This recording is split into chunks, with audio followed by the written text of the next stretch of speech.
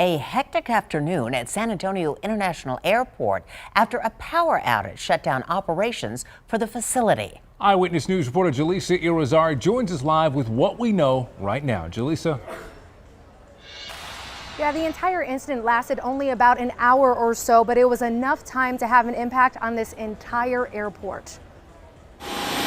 It's business as usual here at San Antonio International Airport, but the same couldn't be said a few hours ago, as a power outage knocked out all operations temporarily. We had a third-party contractor damage some of our equipment. That caused about a 500-person outage, including commercial and residential customers. CPS Energy says the outage here at the airport lasted about an hour, but it was enough to cause a ripple effect on the facility.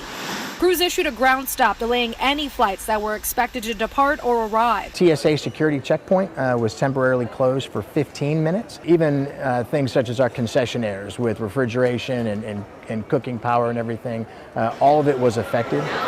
There was no baggage claim as the systems failed until the power was fully restored. Just a couple of flights were delayed due to the outages, but the biggest question is, how did this happen? Nora Castro with CPS Energy said sometimes it just does. I don't know the details as to what the contractor was doing, but again, it does happen. I'm not sure if it was a digging incident or an overhead incident, but again, the safety should always be priority. Power lines are above ground, underground, so we ask customers to always keep that top of mind. Now, airport officials say they were happy with their response in this situation. They say even though this is a rare incident, this is exactly why they practice for it. Reporting live at San Antonio International Airport, Jaleesa Irizarry, KENS 5, Eyewitness News. Well, the power outage also sent a shock into the bottom line of a lot of businesses today. The lunch rush went dark for restaurants at the Alamo Quarry. Eyewitness News reporter Marvin Hurst is live there this evening as things are getting back to normal. Marvin. Aaron and Deborah, if folks came out here to get a bite to eat or do a little shopping around lunchtime, they couldn't get anything done.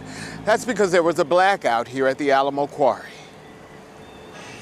Lunchtime at Snooze Tuesday was covered in darkness. We were sort of stuck in the dark. Everything in the kitchen, our vent hoods and cooking equipment all shut down.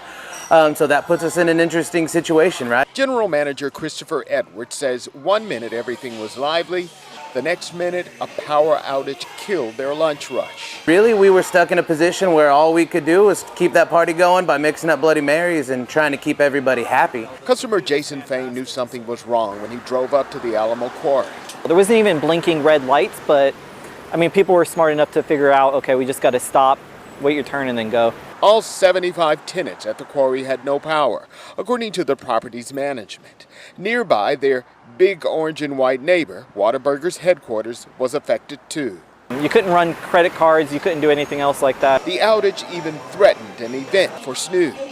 Today we actually have a special event for one of our community partners, the Children's Bereavement Center. We're cooking pancakes for 60 families, and we had to scramble and try to figure out, okay, if power doesn't come back on, how do we make sure that our community partner is taken care of? But the business and the customers made the best of it until the lights came back on. Just got a cold brew coffee and just read my book and relaxed. So that community event for Snooze went on as usual. Thankfully, the lights came on just in time. As for businesses up and down Bassey Road, they experienced the same thing that happened here at the quarry. There were no reports of injuries at this point and no reports of crimes of opportunity. Reporting live, Marvin Hurst, KENS 5, Eyewitness News.